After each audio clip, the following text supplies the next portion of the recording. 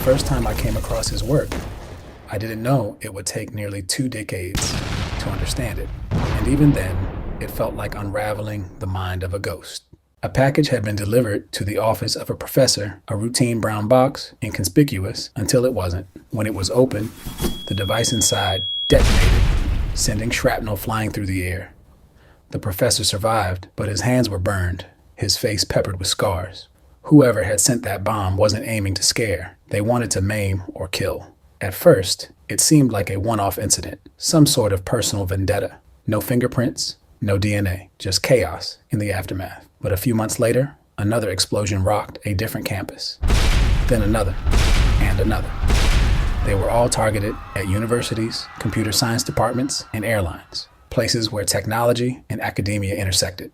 It wasn't long before we knew this was no random series of bombings. This was deliberate, calculated, and worse yet, it was ongoing. We dubbed him Unabomb, short for University and Airline Bomber. But it was all too abstract.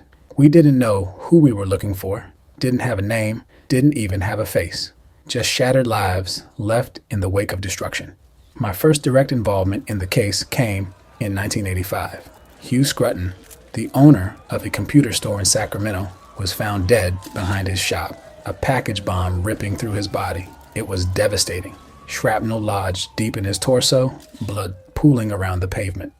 The bomb had been cleverly disguised, waiting for someone to pick it up. Whoever this was, he was growing more vicious, more precise with each attack. We were dealing with a ghost. The bombs were handcrafted, meticulous in their simplicity, yet ingeniously constructed to evade detection. There were no obvious patterns to the locations chosen. Universities, airlines, individuals with ties to technology. He was methodical, anonymous, and had been operating for years without leaving behind any significant clues. As I began to dig deeper into the victims, I could see one thing linking them all. Each target had some connection to modern technology, to innovation. That realization opened the investigation up. We were dealing with someone who saw progress as the enemy, someone who hated how technology was changing the world. But that still didn't help us get closer to him. Years passed, and the attacks slowed, but they didn't stop. He was patient, calculated, and didn't operate on anyone's timeline but his own. Every time we thought we might catch a break, a new bomb would arrive, bringing death or destruction to another unsuspecting target. We found ourselves chasing a phantom, a mind so brilliant, yet so twisted, we could only react to his violence after it occurred. The attacks spanned years, decades, really. No lead ever panned out. Witnesses were scarce, and the bomber was too clever, leaving no traces behind. He struck at random, universities, computer stores, airline officials, targeting individuals who seemed, to him, symbols of progress, of the technological world he loathed. He was a ghost, haunting our investigation. Then, in 1995, everything changed. The manifesto came, a 35,000-word diatribe against modern society, titled Industrial Society and Its Future, was sent to the New York Times and the Washington Post.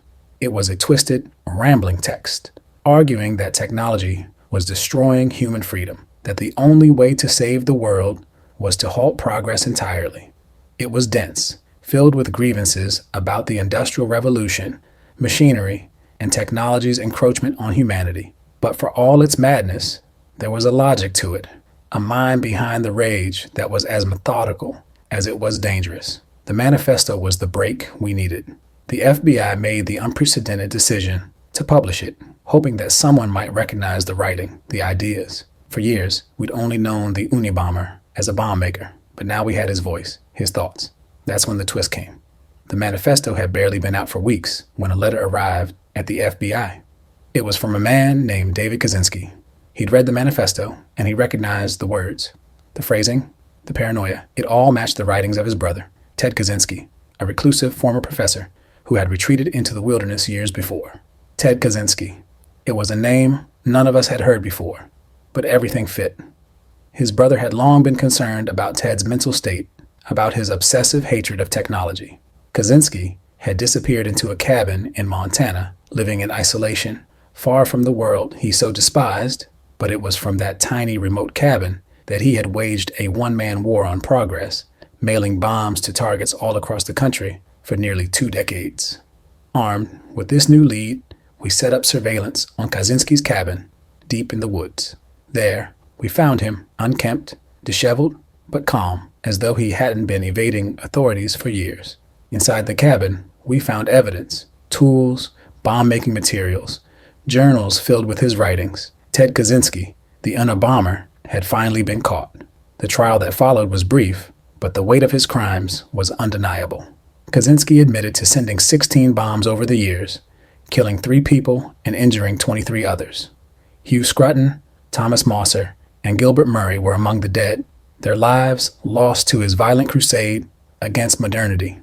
As Kaczynski sat in court, emotionless, I couldn't help but think of the devastation he'd wrought over the years, the shattered families, the terror he'd instilled in so many.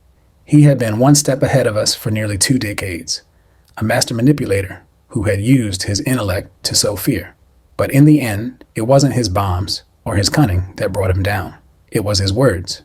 Ted Kaczynski was sentenced to life in prison without the possibility of parole. He would spend the rest of his life in solitary confinement, far removed from the society he had spent years trying to destroy.